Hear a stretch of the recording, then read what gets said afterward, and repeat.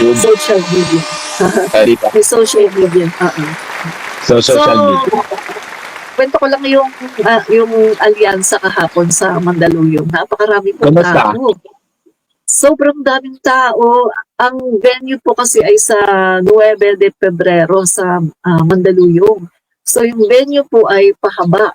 So talagang magmula doon sa stage, talagang mahaba po siya hanggang doon sa main road, no? Talagang nandoon.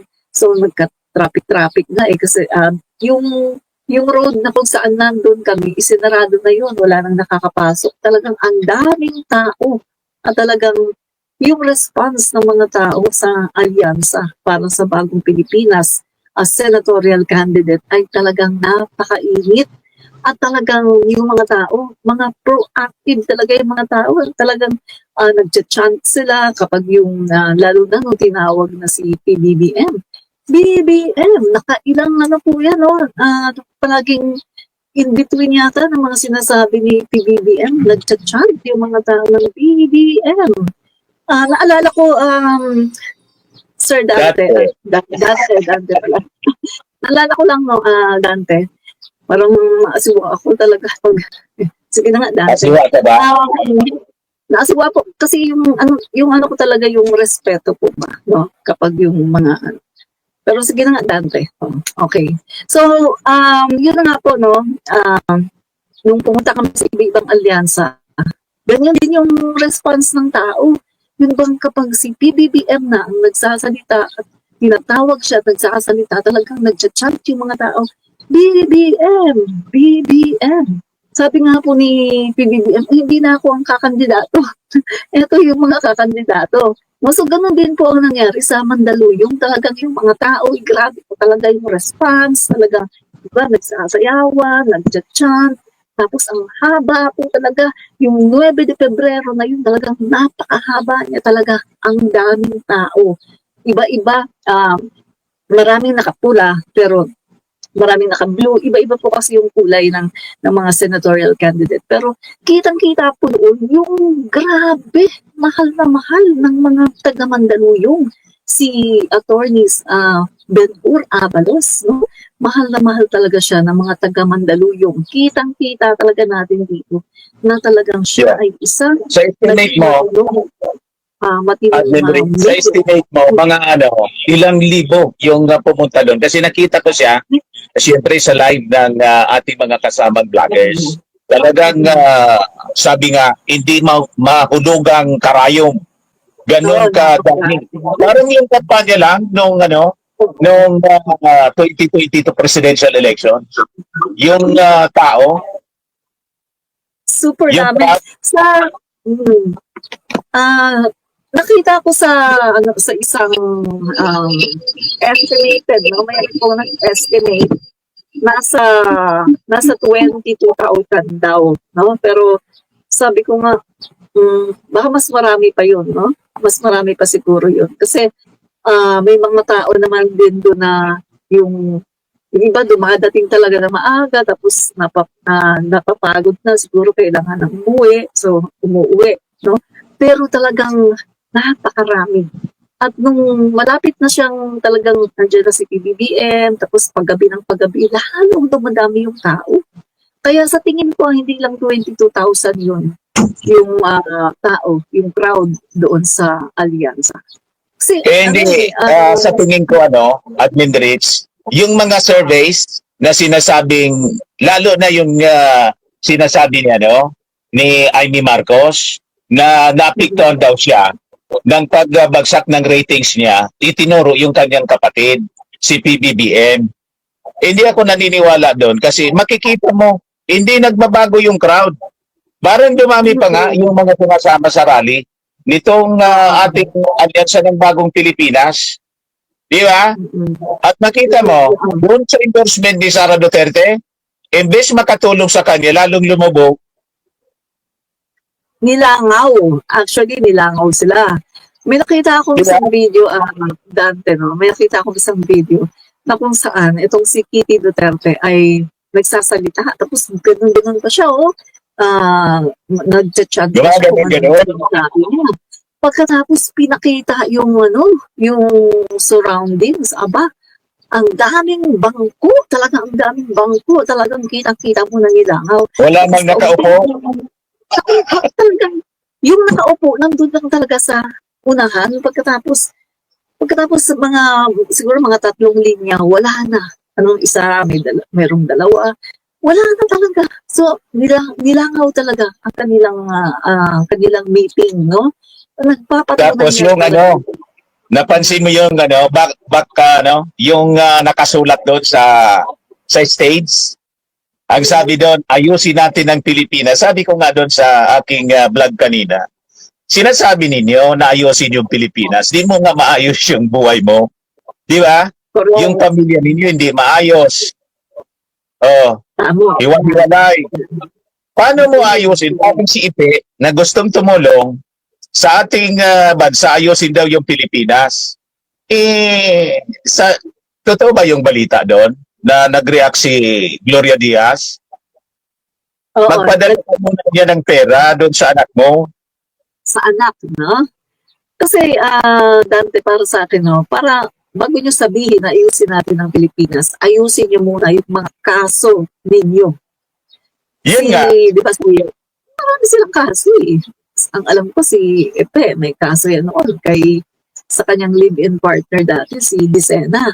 Pagkatapos, siyempre si Kibuloy, meron din. Si Digong, na leader nila, meron din.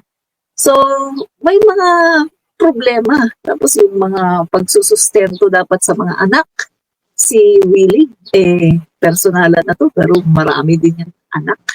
At Totoo yan. Kasi common sense, di ba, Admin Rich, common sense lang. Paano ka mag-offer ng serbisyo sa ating mga mamamayang Pilipino? Gusto mong tulungan, sakluluhan sila, hindi mo nga magawang sakluluhan yung pamilya mo. Di ba charity begins at home? Yung pagmamahal na nagsisimula yan sa bahay. Kung wala kang maibigay na pagmamahal sa mismong pamilya mo, anong pagmamahal ang pwede mong ibigay sa kapwa mo, sa neighborhood mo, sa buong Pilipinas? Paano ka makakapagbigay ng ganong pagmamahal? Sabi nga, you cannot give what you do not have. Tama, Admin Rich? Correct. Kaya yung mga pinagsasabi nila, baseless, nonsense, illogical. At saka tama yan, Dante. At saka isa pa, no, ako kasi mahilig ako yung bang nag-example ako sa Bible kasi, di ba, sabi ko nga, mahilig ako magbasa ng Bible pagkatapos since high school, naging born again Christian ako. So talagang mahilig ako magbasa ng Bible at madalas yung mga kilos ko, yung the way na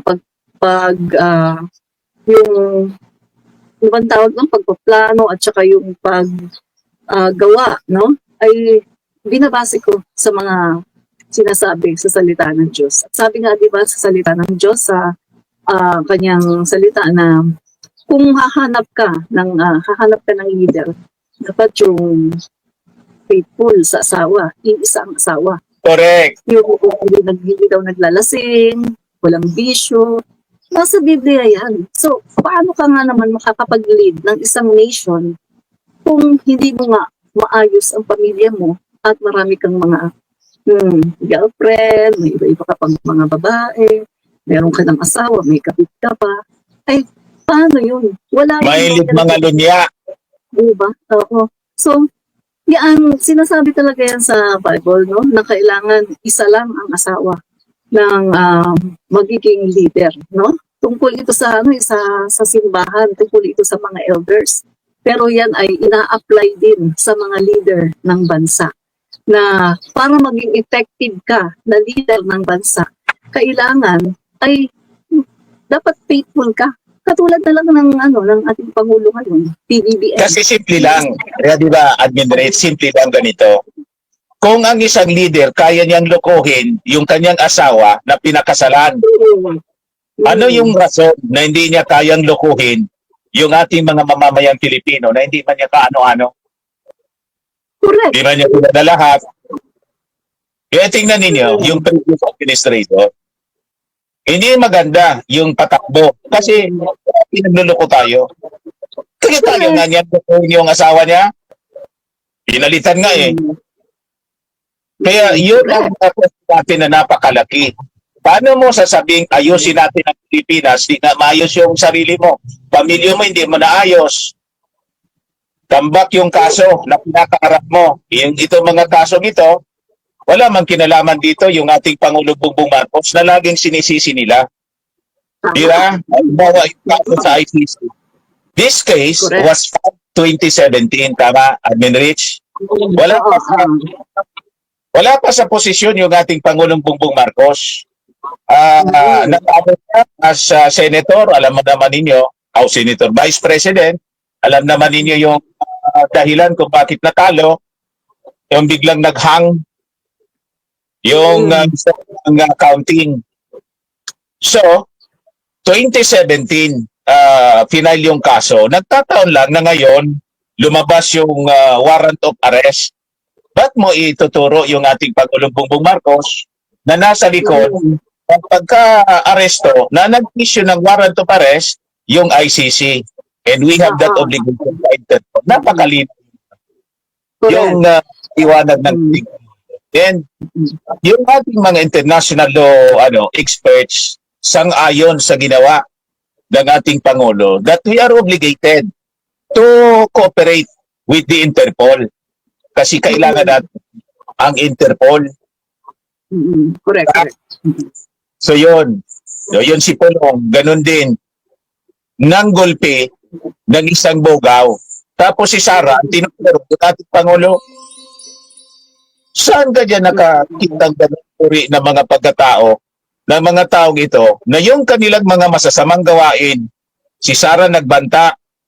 Tapos, alam na ninyo yung ginamit niya yung confidential funds sa walang mga kakwenta-kwentang bagay, yung mga beneficiaries, lahat chichirya. Anong kinalaman doon ng ating Pangulong Bongbong Marcos? Sinabihan ba siya na gastusin yun sa mga kaluluwa, non-existent beneficiaries? Pagkatapos, tinuturo yung ating Pangulong Bongbong Marcos sa mga problema na siya ang may gawa, sila yung may gawa. So, importante pa yung pagpili mga matitinong leader, yung tama, yung pag-iisip tulad ni number one sa Paluta, Ben Abalos, di ba?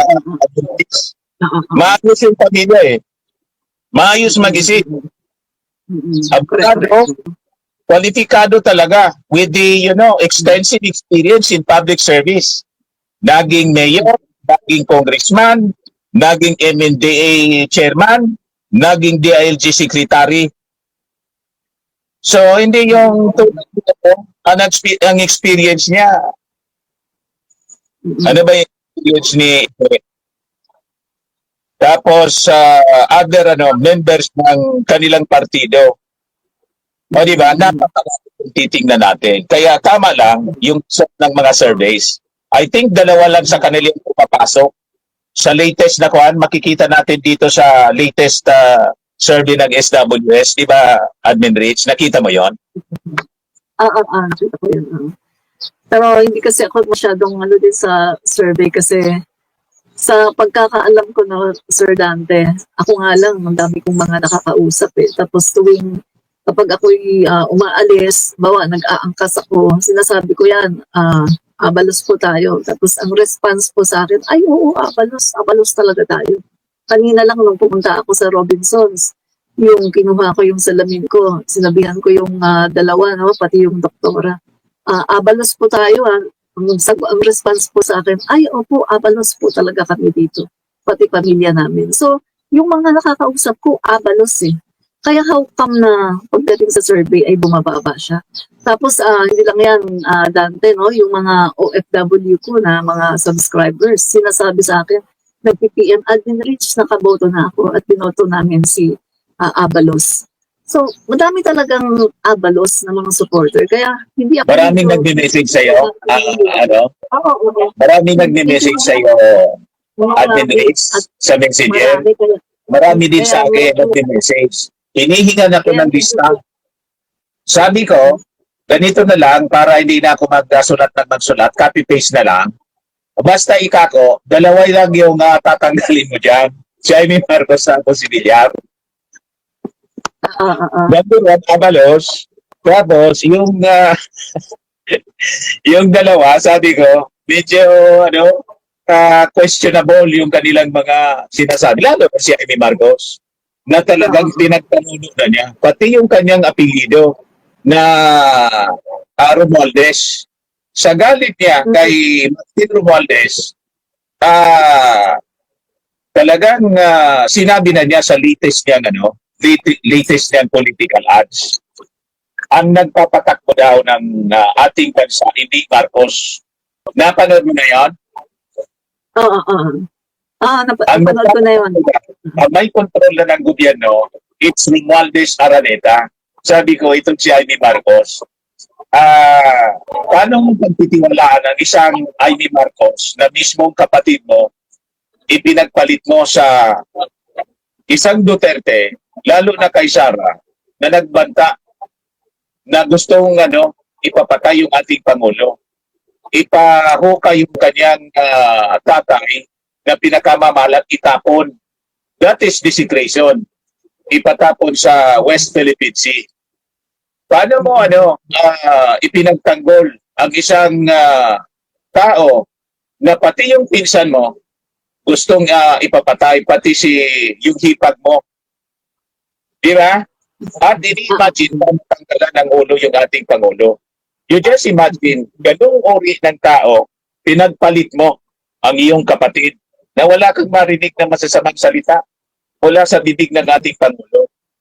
So yun, sabi ko nga, kung si Amy Marcos kaya yang ipagkanulo ang kanyang kadugo, sino ba tayo? Hindi niya pwedeng ipagkanulo. Tama, Admin Rich, sa mga argumento natin. So, it's napakapiligroso ng isang tulad ni Amy Marcos na kayang ipagkanulo ang sarili niyang pamilya na pagtiwalaan natin ng posisyon sa gobyerno. Sisweldohan natin. I-rehire natin na senator ng ating bansang Pilipinas. I think napakabigat para sa personal ko lang, napakabigat sa akin na iboto ang isang tulad ng pag-uugali ni Amy Marcos. What about you, Admin Rich? Totoo yan, no? Yung lahat kasi isinisisi niya ngayon kay PBBM, no? At ang pinagpuputok talaga ng butsi niya, ng matindi na pagpuputok ng butsi niya ay yung pagdala nga, no, kay dating Pangulong Duterte sa dahig. At sinisisi niya ito, na ito daw ay revenge, no? Ang gobyerno daw ngayon ay puro daw paghihiganti. Pero kung titingnan natin, paghihiganti, kasi kung paghihiganti yan, dapat yung mga dilawan ang pinaghigantihan. Dahil unang-una sa lahat, hindi naman magkaaway ang Duterte at Marcos. Yan ay magkasangga, mag-unit team, di ba? So, ano lang natin, Sir Dante, no? Kasi ang sabi kasi dito, no, medyo ni-research ko ng konti. Ang sabi dito, noong 2017 nga, tama yung sinabi nyo na nag-file ng case. Tapos, dahil sa pag-file ng case na yan, ang ginawa ni Duterte noong March 14, 2018, ay nag-announce na siya na mag-withdraw sa Rome Statute, no, sa ICC. At yan nga, na-finalize yan noong 2019 ng March 16. No, hindi na tayo member ng ICC. So, diyan pa lang, no, talagang makikita natin na iniwasan ng Duterte administration itong ICC. At ang sabi pa rin ng ICC ay meron pa rin daw jurisdiction ang sabi ng Supreme Court, meron pa rin daw jurisdiction ng ICC mula doon sa mga taon na kung saan member tayo hanggang doon sa 2019, no, ay meron pang jurisdiction. Kaya doon sa mga time na yon ay talagang pwede pa yung pag-iimbestiga. Kaya etong sinasabi ni Ivy na ang ginawa lang daw ng administrasyon ngayon ay revenge or political lang daw talaga, ay hindi yan totoo. So dito kay Ivy, dapat malaman nito ni Ivy na yung kanyang binabatikos ang Marcos at saka Romualdez, no? Na tsaka ang Araneta. Ang sabi niya, ang gobyerno ngayon ay hindi Marcos kundi Romualdez at Araneta. Unang-una sa lahat, sino ba si Romualdez? Hindi ba niya natatandaan na ang nanay niya ay Romualdez? Na siya ay anak ng isang Romualdez? Pangalawa, hindi rin ba niya alam na ang Araneta, bakit siya galit na galit sa Araneta? Ang asawa ng kanyang kapatid na si Irene ay isang Araneta. At syempre, kay F. Elisa Marcos, given na yan na talagang galit na galit siya dahil sa sobrang inggit, no? Pero tingnan na lang niya, no, si Amy, si Irene, ang kanyang mga kapatid. Araneta yan. Ano niya? Maganda naman ang ginagawa.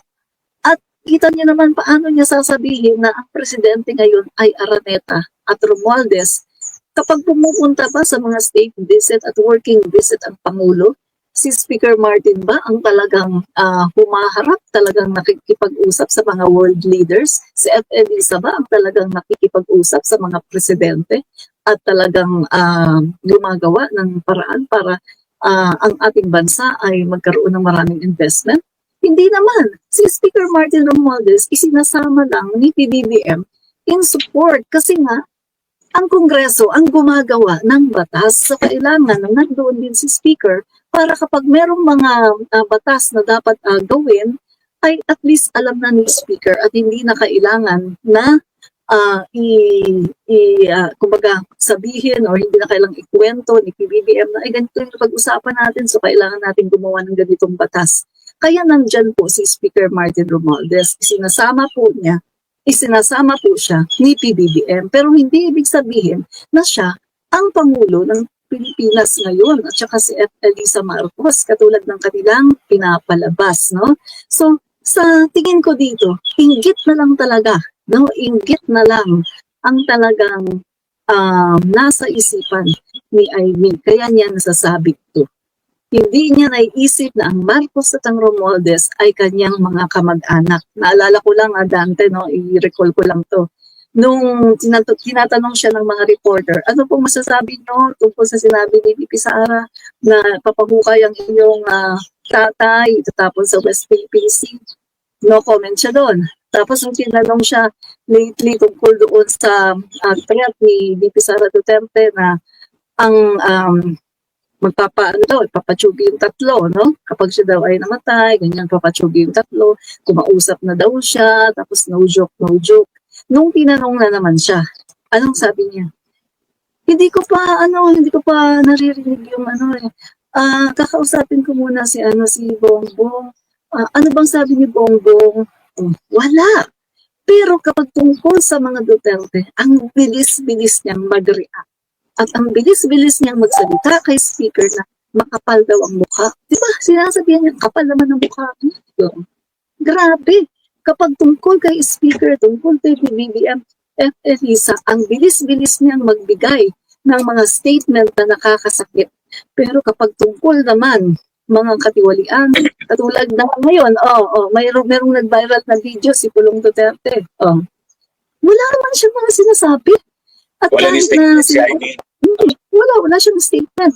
At kahit na siya ay binabalakura na ng Duterte camp at siya ay inaayawan at binabalakura, sinisiksik pa rin niya talaga ang kanyang sarili, no?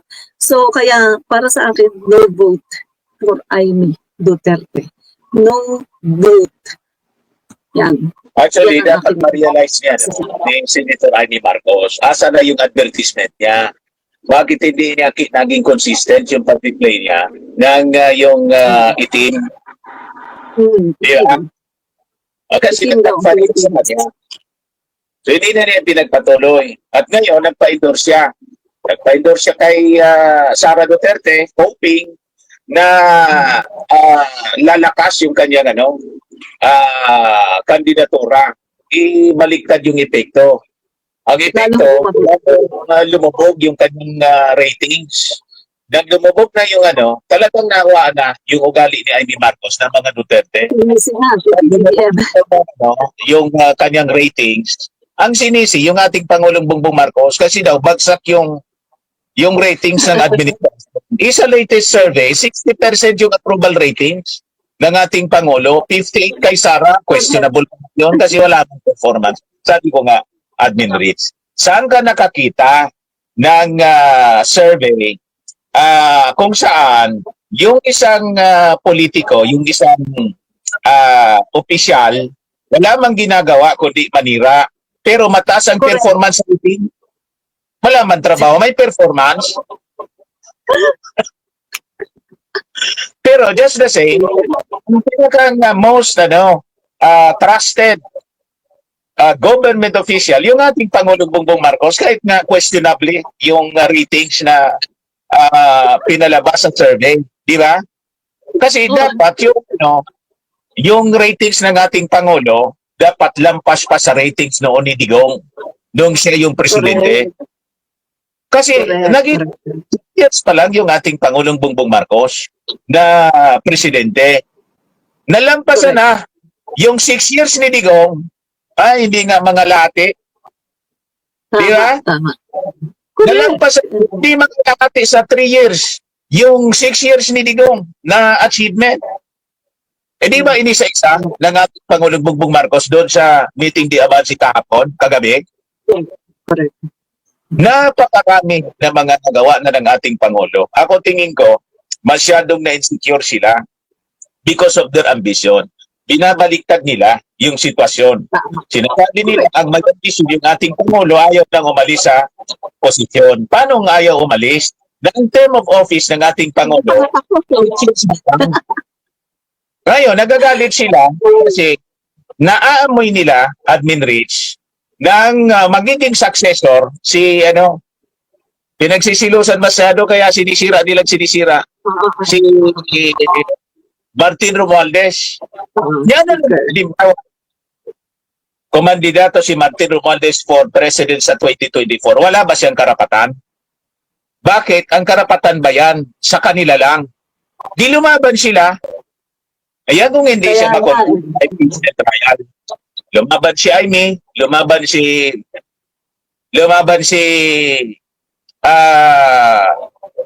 Sara Duterte. O di mas masaya, di ba? Para makita iboboto, titiwalaan ng ating mga mamamayang Pilipino. Galit na galit sila. Yun ang rason kung bakit sila walang tigil sa paninira ngayon sa ating Pangulo. You see? At kay Martin Romualdez. O ngayon, dahil sa kanilang mga paninira, galit, ayun, nauwi sa pagbabanta. Ay, ito ngayon yung mga kaso nila. Kaya itong mga kaso nila, actually, si Digong, lahat ito gawain nila. Wala man yung kinalaman yung ating Pangulo. Si Sara, may blooming disbarment pa ngayon. Ayun ang balita, may disbarment, pati si Sulaika. Dasword nila ang lahat. Ayong kahapon, pinatawag ng DOJ si Sara. Kung hindi siya nagbanta, may kaso ba siyang inciting to sedition in grave threats? Di ba wala? Wala. Lahat itong kaso, gawa nila. Si Pulong ng gulpi. Anong kinalaman doon ng ating Pangulong Bongbong Marcos sa kaso ni Pulong? Bakit si Presidente, si PBBM ba yung nagpadala ng bugaw at saka mga babae? Kasi ang sabi nila, tanim kaso daw. Paano naging tanim kaso yon? Na nakita mo yung yung video? Nakita mo yon? Hindi lang yung pag-ambang, may bagong video. Kasama yung babae, tinutuka. Sinabihan ba siya ng ating Pangulong tukain yung babae? Para sisihin dito sa mga iskandalo, controversy na kanyang kinakarap. Yan ang problema sa kanila. Sila gumagawa ng problema, gumagawa ng kaso nila. Pagkatapos, pag inasunto ng mga pribadong complainants, ituturo si PBBM. Correct. Yun.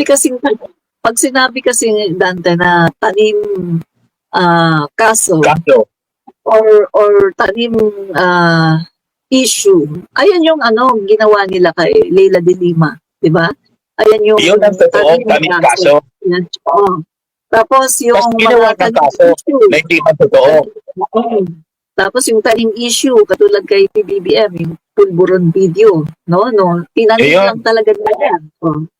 Peke, napatunayan yan ng mga expert sa AI, mga deepfake videos na talagang merong in-authenticate nila yan at talagang nalaman nila na ito ay deepfake, no, na merong kasamang face swap na tinatawag. So, ayan yung mga tanim ebidensya, mga tanim issue na ginagawa nila. Katulad na lang din ng pag-fake news, no, ni Sarah na si F. Elisa daw ay yung tungkol sa sa Amerika na Yung detained daw. pulbo, yung ano daw, nakulong. Oo. Imagine natin today, Oo. yung kanilang mga bugok na supporters, naniniwala pa rin na nakakulong si First Lady Lisa Marcos. Naka-attend na doon sa, tawag dito?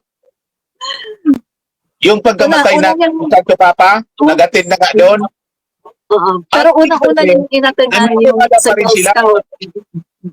Unang-una niyang naatenan kasi March 10, dumating siya sa Pilipinas. March 11, umattend siya ng Girl Scout of the Philippines, nag-donate siya doon. Tapos, mga ilang few days lang, nakita siya sa Go Negosyo, naka-live yun, live streaming, nakita siya doon.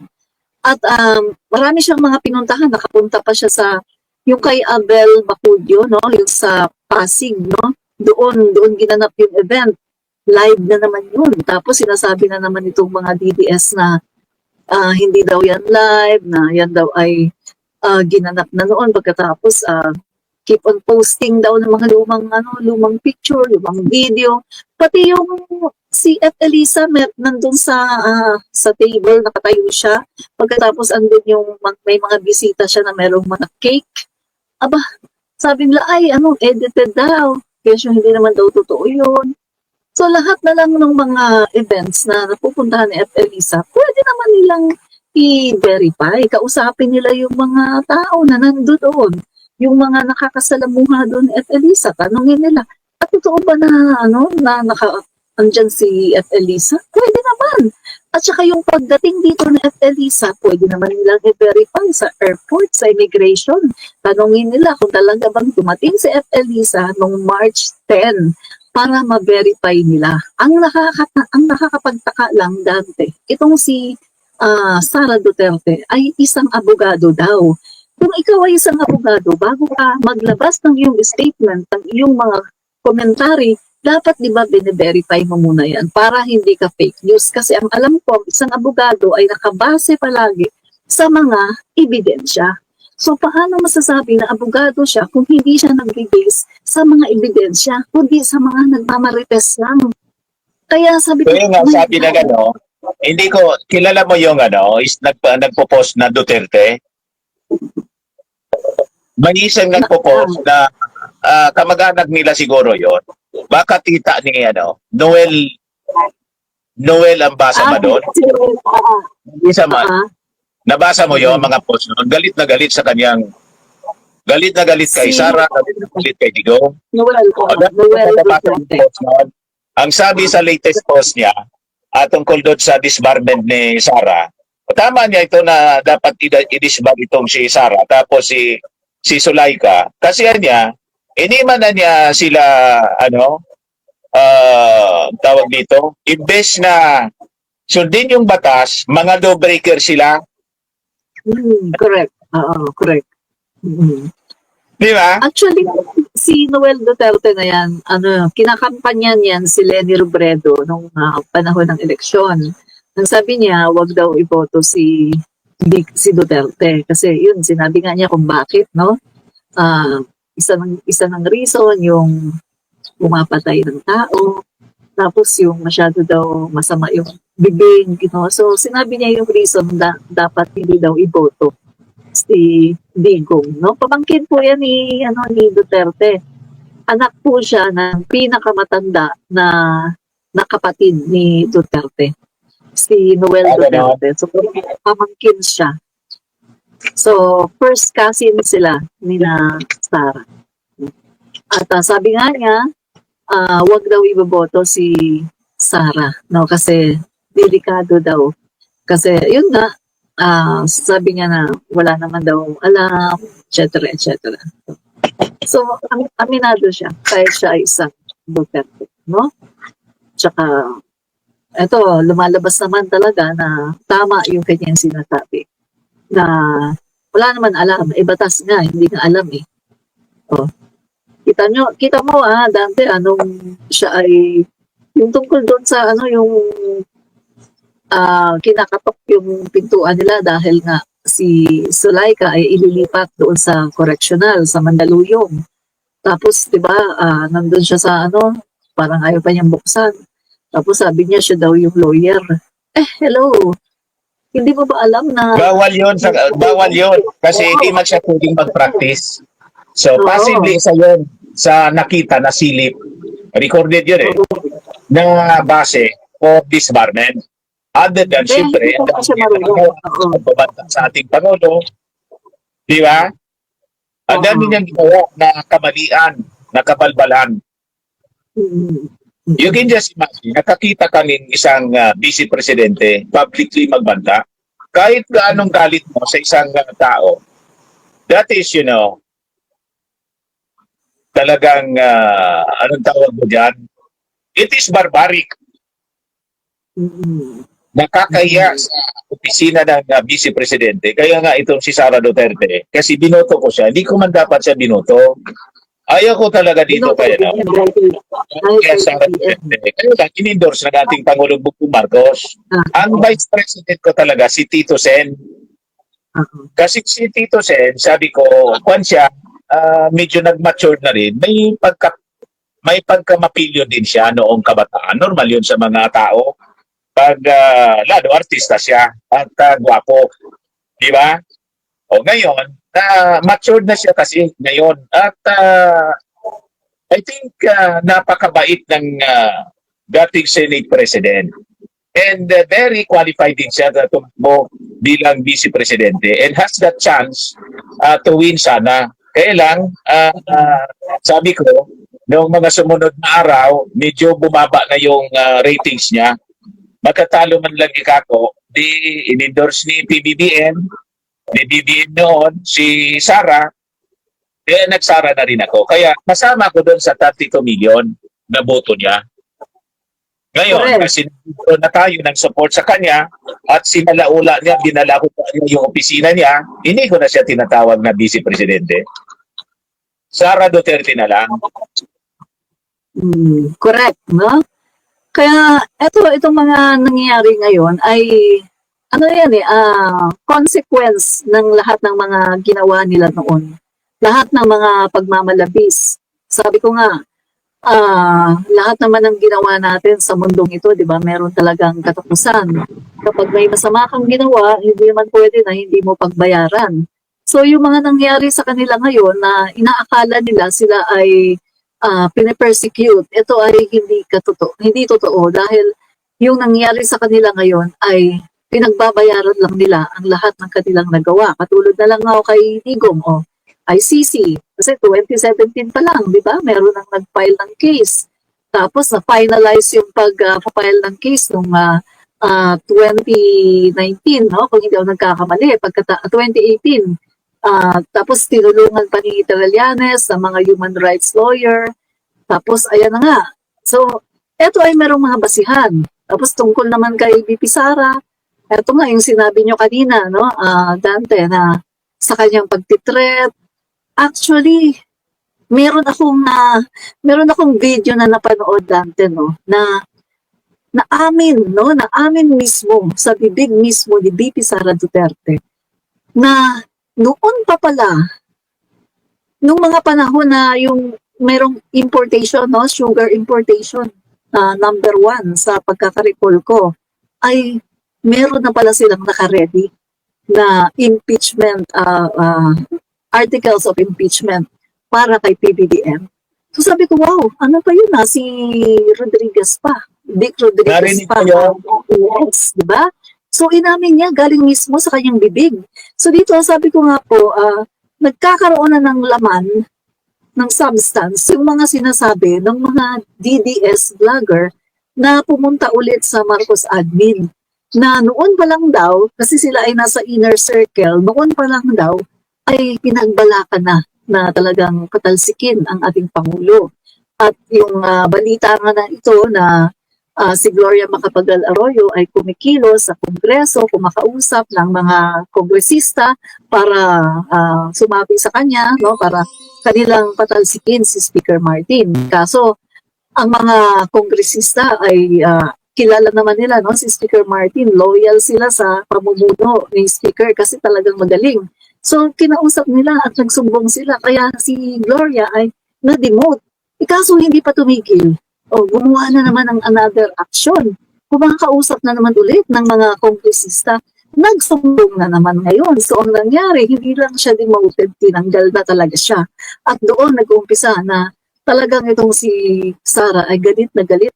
At siya ay umalis sa lakas CMD. At pagkatapos sinabihan niya na tambalos-los.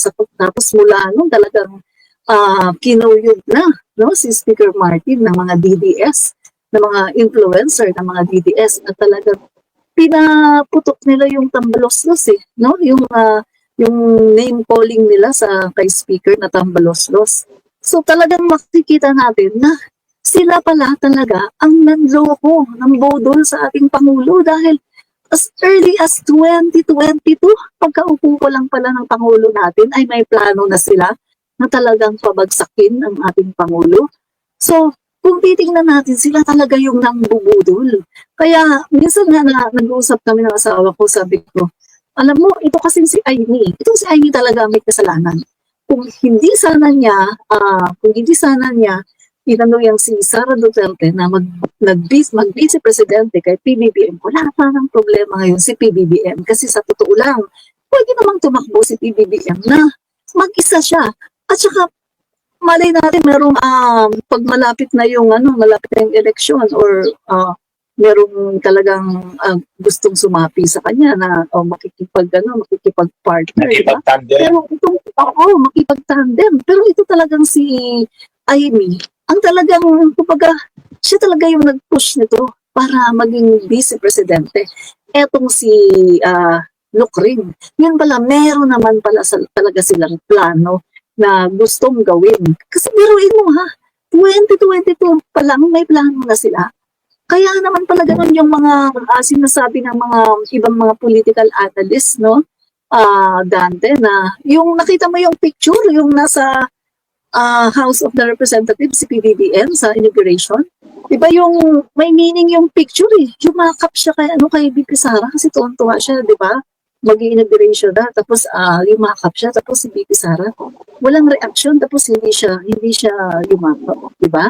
So, yun, binigyan ng meaning yun ng mga political analysts. Sabi nila, ayan, no? Tsaka yung mga marites. Kasama na ako doon na komentarista na talagang sabi ko, oo nga, may meaning yan.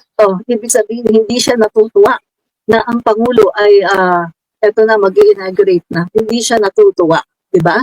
Yun naman pala, meron naman pala talaga silang plano. Diba? Yeah, totoo yan.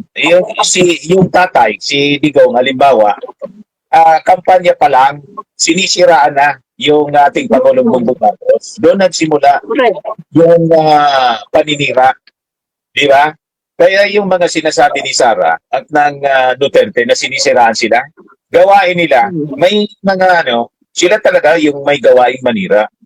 At kasama na si Amy Marcos na sinisira niya yung kanyang sariling pamilya. Ang hindi niya alam, habang sinisiraan niya yung kanyang sariling pamilya, ang sinisiraan niya, sarili niya. True. Tama. At saka kasi di ba, pag ikaw ay nanira ka sa sarili mong pamilya, di ba, dapat ang kasiraan ng iyong pamilya, sariling pamilya, dapat hindi mo yan sinasabi sa public. Nagbabounce back kasi sasabihin mo, kahit pamilya mo, kami halimbawa, ako personally, hindi man naman kami perfect na family. Kahit sino sa atin, hindi perfect ang pamilya. May mga imperfections tayo, may mga kamalian, may mga kasalanan. Kailangan mo ba na yung sabi dito sa amin, kararatan? yung mga masasama na bagay sa iyong pamilya, ikaw pa talaga mismo, di ba na yung kapitbahay mo ang magkwento, wag lang ikaw. Correct. Tama? Pag ikaw na ang nagkwento ng sarili mong kasiraan, hindi mo sinisira yung pamilya mo lang ang sinisira mo, kundi pati sarili mo sinisira mo kasi you are part of the family. Kahit anong sabihin mo, pamilya mo yan. Tama? Actually, tama po. Actually, Sir Dante, ang totoong nangyari talaga dyan, yung ginagawa ni Amy, yan ang naging dahilan para bumaba yung mga rating ni PBBM. Yan talaga ang naging dahilan eh.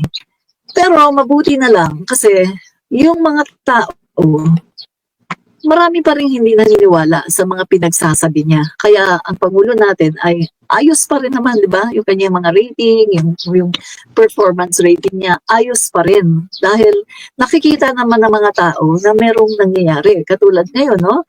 O 20 pesos na bigas na hindi naman niya pinangako. Ito ay kanyang pangarap. Pagkatapos, ito, nagkaroon na nga ng pilot, no? Launching sa Cebu. At later on naman, after election, ay magkakaroon na yan dito sa Luzon, NCR at sa iba-ibang panig ng Pilipinas.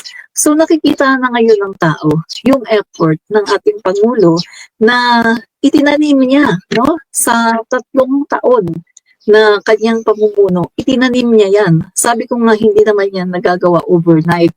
Pero sa ginawa ng Pangulo natin, sa pag-aayos niya sa agriculture, sa pagbuburan niya ng mga utang, ng mga magsasaka, sa pamimigay niya ng mga titulo, sa pamimigay ng mga financial assistance, makabagong traktora, mga makabagong makinarya, sa pag meron pa Sir Dante, no, yung mga farmers natin ngayon ay muli nakakautang na sa land bank, no? Katulad ng nangyari noon sa panahon ni Apo Lakay. Ito ay nawala yan eh, nung nawala na si Apo Lakay, nawala na. Pero ngayon ay binabalik ni PBBM. Tapos yung pag-aayos ni PBBM ng mga irigasyon. At ito libre yung mga patubig. Unlike noong nawala si Apo Lakay na wala nang ganito eh. Ang sabi ng mga magsasaka, yung pati daw patubig ay kanilang binabayaran. Pero ngayon sa panahon ni PBBM, libre na naman. At nagpagawa pa si PBBM ng mga food processing, no, ng marami yan sa iba-ibang panig ng Pilipinas. At farm to market roads pa. So napakaraming effort na ginawa ng ating Pangulo para masaayos ang ating agrikultura. Kaya lahat ng mga effort na yan, no, together, no, na talagang eto na nagbunga yung mga itinanim ng ating Pangulo within 3 years. Kaya eto, gumanda talaga ang ating ekonomiya. Pero sa pagganda ng ekonomiya, syempre meron ding natatamaan. Katulad na lang ng pagbaba na lang ng inflation. Pati tayo ng mga dollar earners, medyo natamaan. Tinamaan ka? Nakakalungkot nga kasi lumakas yung value ng peso, nasa 55.3. Eh, sabi naman yung value ng peso bumalik sa 58 pesos per dollar. Di ba? Pero Sir Dante, maganda to kasi ibig sabihin yan, malakas yung ating ekonomiya at yung utang ng Pilipinas ay bababa na siya kasi syempre yung pag ganyan yan yung ang pambayad natin dolyar, di ba? So sobra kasing ginalingan ni PBBM. Masyado ng sobrang ginalingan. Ayan tuloy, yung sponsor ng mga pro-China rito, yung sponsor nila, yung China siyempre, nagagalit lalo, nagingit-ngit yung China kasi yung China ngayon, yung economy ng China, na abot na natin. Sa GDP. We were next to Japan. 64 something, 64 yata. Pangalawa tayo sa dito sa natin, kung hindi ako nagkakamali ng data. Yun ang binag ko kahapon. Imagine that, yung economy ng China inabot na natin. Kaya Mm. insecure, pati yung China na insecure sa atin kasi ang objective ng China, dapat lagi silang leader dito sa Asia. Oo. Sila lang dapat ang magaling. At ang sino mang magaling, dapat i-compete nila, malampasan nila. So nagiging tayo threat in terms of economic growth kasi pag yumaman tayong yumaman, nag-gets mo, kaya sinasaktan nila yung ating economy. Pag yumaman tayong yumaman, lalakas yung ating military. Pag lumakas yung ating military, lalo't katratado na natin yung dati nating katratado, pero ngayon marami pang mga bansa nakikipag military treaty sa atin, di ba? Nakikipag-negotiate for military agreement, lalo na na-insecure yung China. Kaya as much as possible, gusto kita ang isang leader na tulad ng mga previous administrations. Mahina ang tuktok, walang intensyon na payapanin yung ating bansa para nila tayo. Yun ang katotohanan yan, Admin Rich. Correct kayo dyan, no? Madaling sabi. No? Insecure sila. Kasi may intention sila sa West Philippine Sea. Kung malakas tayo, hindi na makukuha ang West Philippine Sea. Pag yumaman tayong yumaman, makakabili tayo ng mga armaments for our defense. You see? Kaya ginagamit nila itong mga politikong pro-China. Pinupunduhan nila para guluhin ang ating administrasyon at mawala sa focus yung ating Pangulo sa pagpapaunlad ng ating bansa. Huwag tayong papayag. Kailangan nating i-support yung ating mga kandidato na pro-Philippines. Hindi pro-China. Tulad ng ating kandidato na ilalagay natin sa number one,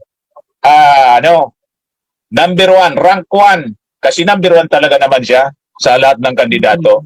Ben Abalos na tulong sa ating Pangulong Bongbong Marcos sa pagpaunlad ng ating bansa sa remaining 3 years ng kanyang presidency. Tama, Admin Rich? Correct. Tsaka ito, Dante, no?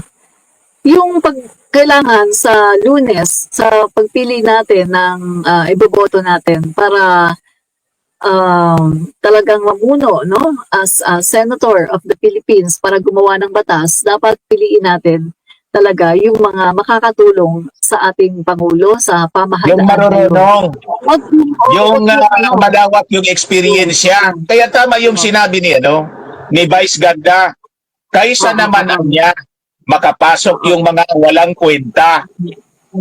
At saka kailangan natin ng slate ng Pangulo kasi nga, halimbawa, may mga batas na magagandang batas, lalong-lalo na sa West Philippine Sea. Ang magandang batas na yan para talagang ang West Philippine Sea ay talagang sa atin, no? Hindi ang kinin ng China. Pero kapag ang nanalo ay yung mga sa kabilang mga senador, pipigilan yan. Kaya kailangan talaga ng mga senatorial, no, na kandidato ay talagang makapasok talaga itong alyansa. At lalong-lalo na si Secretary Ben-Hur Abalos, no? Kasi unang-una, pagdating sa experience, napaka-wide ng kanyang experience. Naging city councilor, naging mayor, 2 termino niya sa pagka-mayor. At nung siya ang naging mayor ng Mandaluyong, naging multi-awarded ang syudad at ang mayor, no, si Secretary Abalos. At hindi lang locally nagkaroon pa ng mga award sa United Nations, nanalo pa ang Mandaluyong. Nanalo ang mayor, no, sa napakaraming mga bansa na talagang sumali. At hindi lang yan, Dante, no, naging din siya, kongresista, naging MMDA chairman, pagkatapos DILG secretary, pagkatapos ngayon tumatakbo siya as Senator of the Philippines. Abogado siya. At siya ay matapang. Nang dahil sa kanya, no, nung siya ay DILG secretary pa, kita nyo naman, di ba, ang ginawa niya, talagang yung mga, kahit yung mga colonel, yung mga matataas yung mga rango, ng mga general, lahat yan, talagang kanyang pinag-resign lahat, no, para magkaroon ng purging ng tsaka investigation sa hanay ng mga kapulisan para talagang malinis. At talagang ito yung ginawa niya, achievement talaga ito Napasuko si Kibuloy. Tapos, eto, nakasuhan sina Tibes, etong sina Percy Lapid, pagkatapos yung kay Mayo, tapos sa panahon din niya, no, ni Ben-Hur Abalos, ay talagang nandun yung drug hole na napakalaki, no, napakalaking drug hole. So, makikita natin, ang dami niyang achievements, no? Kaya, yung hindi boboto sa kanya, ay masasabi ko, bugok. Bugok na lang talaga at talagang walang kumbaga mindset ng isang kulto na ay etong iboto natin kasi etong sinabi ni Duterte, ay etong iboto natin kasi itong sinabi ni Sara. So, kulto na lang talaga, no? Kasi kung ikaw ay isang matinong tao, matinong Pilipino, pipiliin mo yung mga senador na makakatulong, no, sa Pilipinas para yan sa future ng ating mga anak, ng ating mga apo, hindi para sa kay Duterte. Kasi mga kaibigan, ito yung sinasabi ng mga ng mga DDS ay iboto natin ang Duterte. Iboboto daw nila ang Duterte para daw si Sara Duterte daw ay hindi daw ma-impeach at saka para daw mapigilan daw ang gagawin ng mga Marcos, para daw ganito, ganyan. So ibig sabihin, boboto sila ng Duterte para sa kanilang mga sariling kapakanan, hindi talaga para sa bayan. Diba? Sir Dante? Tama ka dyan, Admin Rich. Kaya nga, napakalinaw. Duterte ang pangalan. Tama din. Duterte kasi ang pagdilingkuran, hindi man yung mga mamamayang Pilipino. Di ba tayo, ang sinusupport natin, alyansa para sa bagong Pilipinas. It is for the country. Hindi for Marcos. It is for the country. Sila handang magbigod. At hindi sila yung tao na sanay manakot. Di ba?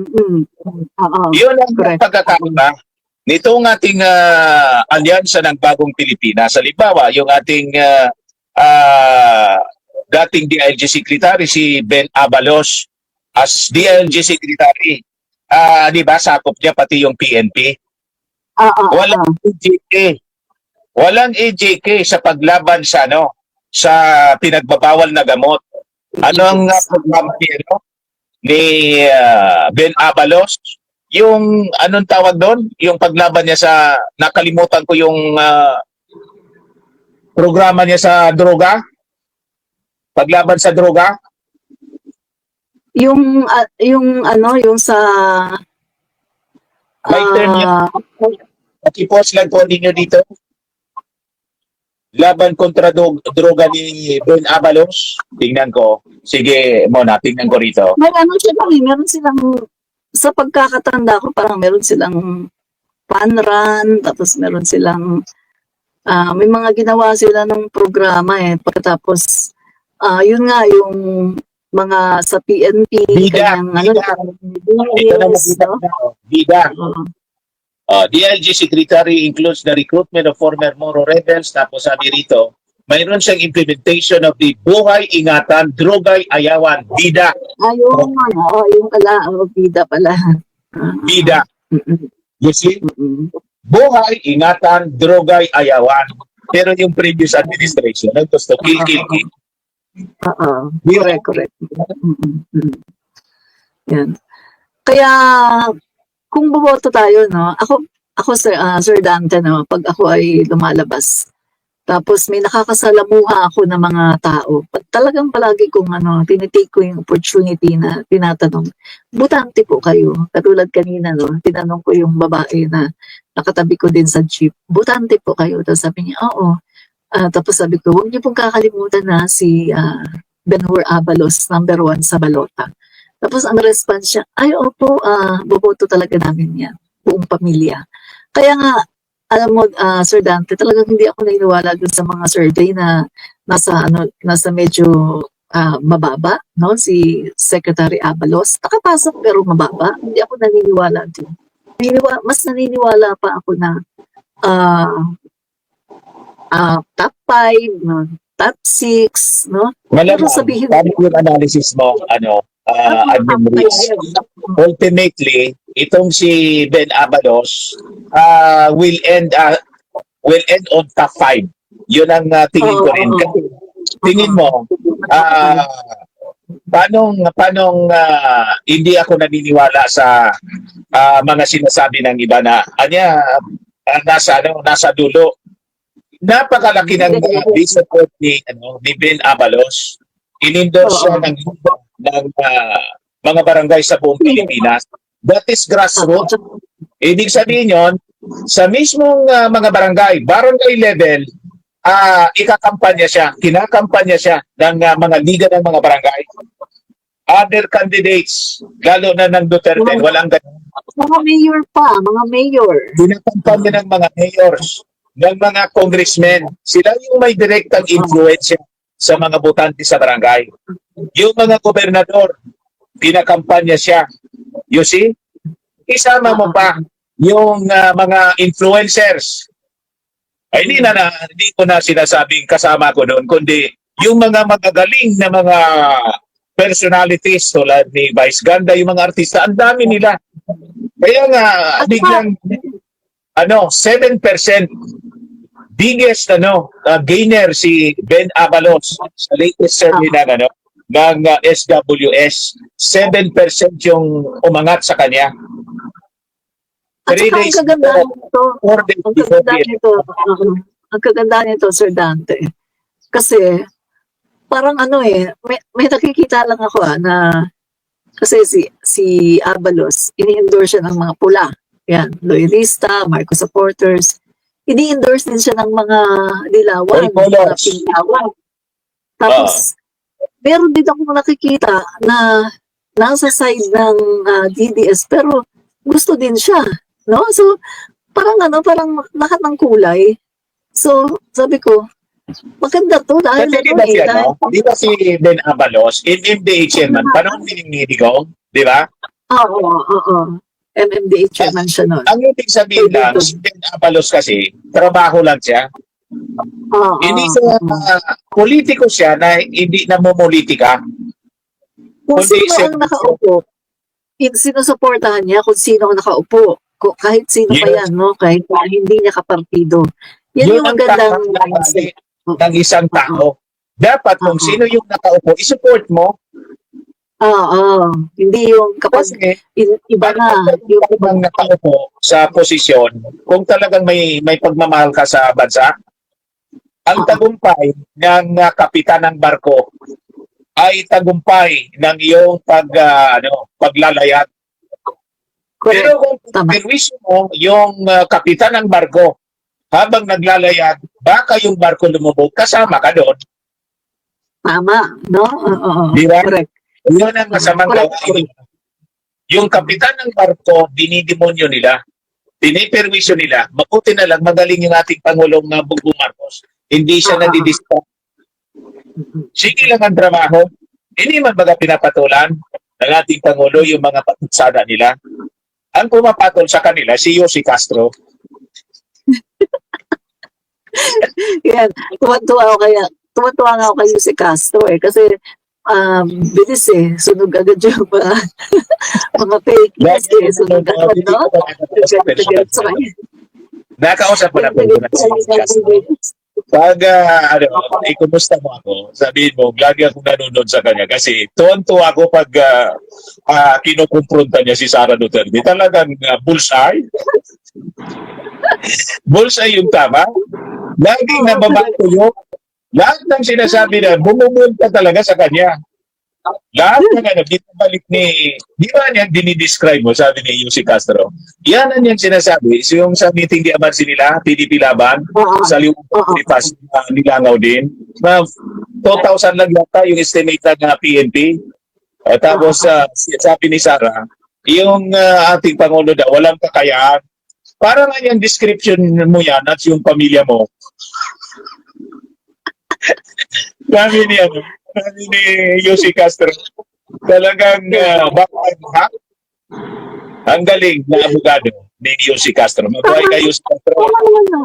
tama naman sinabi ni Yusek Dante, no? Kasi kita nyo nung naging DepEd Secretary si Sara, ang unang-una, sabi niya gano'n ay, if you give me 100 billion, I will solve all the problems in basic education. Tapos, nagsabi siya na hindi daw niya na-review yung matatag curriculum dahil wala daw siyang background sa education, no? So, pinaubayan na lang daw niya sa kanyang mga master teachers, no? So, yan, ibig sabihin, kung hindi mo naman pala kaya, bakit mo kinuha yung trabaho? At unang-una sa lahat, oo, pwede namang pag-aralan mo yun. Ilang taon, no? Siguro sa 2 taon, basahin mo yan. Kung meron kang hindi maintindihan, tanungin mo yung mga master teacher mo, ano bang ibig sabihin nito? Paano ba to? Napakadali lang ang pag-aralan. Ang nakita ko lang talaga sa kanya, yung katamaran. Pero pagdating sa daldalan, pagdating sa pagmamarites, ang sipag-sipag niya, ang dami niyang alam. Pero pagdating sa pagdidepensa doon sa mga legal na mga bagay, katulad na lang pagdidepensa sa kanyang confidential funds, sa legal na paraan hindi yung katulad ng pagdidepensa na ginagawa niya na kanyang binabanatan yung mga kongresista, no? Dapat ang ginagawa niya ay sabihin niya, eto ang ebidensya. Maglatag siya ng mga ebidensya para malaman na talagang totoo ang sinasabi niya na maayos ang paggasta ng confidential funds. Pero ibang klase siya sumagot Kapag sumasagot siya, puro atake. Atake lang ng atake, chismis, nakabase lang sa chismis, wala namang ebidensya kahit isa.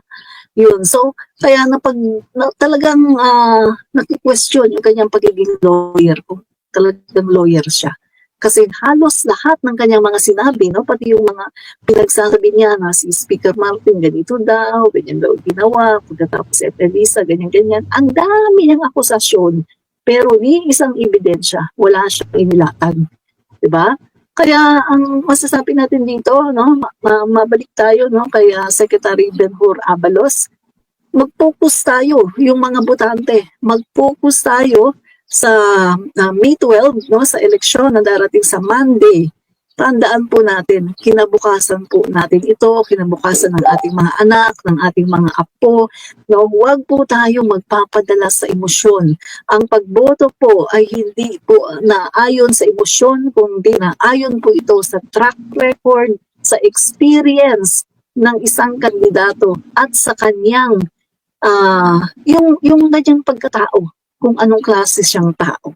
Kailangan din po na may takot siya sa Diyos dahil ang isang kandidato, kapag may takot ka sa Diyos at kailangan i-apply mo huwag yung sasabihin, ay ganito ako ay nagsisimba ako, ganito ako. Pagkatapos hindi ka ba nakikita, dito. Katulad na lang ng isa, pastor. Pastor, pero anong nangyari? Patong-patong ang kaso, no? So, kailangan tingnan po Kasi natin. naman, first teacher yun. Yeah. Yun si Martin. Correct. Gusto ko agapin yung posisyon ng ating Panginoong Jesucristo. Son of God daw siya. Isa lang naman ang Son of God. The true son. Kaya nga bugtong na anak. Pag sinabing bugtong isa, saan ka nakakita na yung anak ng Diyos, yung ating Panginoong Jesucristo, tapos siya Son of God din. Paano siya naging Son of God? Di dalawa na yung Son of God. Kasi yung mga believers, ako kasi, I am a believer, a Bible believer. Alam natin kung sino lang ang Son of God. The true Son of God is Lord Jesus Christ. Tayo, bakit tayo tumatawag sa Ama na Ama? Hindi dahil tayo ay tulad ng ating Panginoon Jesucristo na bugtong na anak. Kung di tayo naging anak, hindi tulad ng status ng ating Panginoong Jesucristo, kundi adopted son. Adopted son of God. Yun ang ating kalagayan. Magandang araw sa inyong lahat. Kasama ko po ngayon si Secretary Benhur Abalos. Parati ko pong sinasabi sa kanya how grateful we are sa dami ng tulong na binigay niya dito sa lungsod namin. Kami po ng buong team namin, ang bagong team Naga, very supportive sa kanya kasi alam namin na pag nakaupo siya sa Senado, lalong tutulungan niya kami. Alam na alam niya yung mga problema namin dito. Sa pinaka pinaka madilim na kabanata ng buhay namin, nandito siya to help us. Ngayon pa lang, kahit hindi pa siya nakaupo, pinag-uusapan na namin yung mga pwedeng gawin sa maraming problema namin dito. Kaya kami naman po ay very hopeful. So maraming salamat sa iyo, Secretary. Thank you, ma'am. Salamat po. Thank you. Benhur Abalos, ating kaibigan. Benhur Abalos, may paninindigan. Benhur Abalos, gawa hindi salita. Kay Benhur Abalos, bayan ang number one. Nako, napakasaya ng lahat. Napakaswerte po ninyo. Hindi lamang magaling kumakalinga ang inyong mayor at congressman. Magaling pa dahil kita nyo, tuloy-tuloy ang pagsulong ng San Jose del Monte. Talaga namang maunlad na maunlad. At tandaan nyo ito, sa tagal ko bilang mayor, DILG secretary, palihim ng DILG, solid ang naging performance ko, walang bahid na mas manuman. Ako ang magiging boses sa inyo, gamitin nyo ang pagboto nyo, suriin nyo dahil ang mga senador ang gagawa ng batas, yan ang tatahak ng kinabukasan natin. At ang una kong gagawin pag-upo ko, walang buwis ang kuryente. Pinapangako ko sa inyo, ilalaban ko to para bumaba ang kuryente ng bawat Pilipino. Dumami ang trabaho, dumami ang negosyo. NR Abalos po, number 1 sa balota. Mabuhay kayo lahat!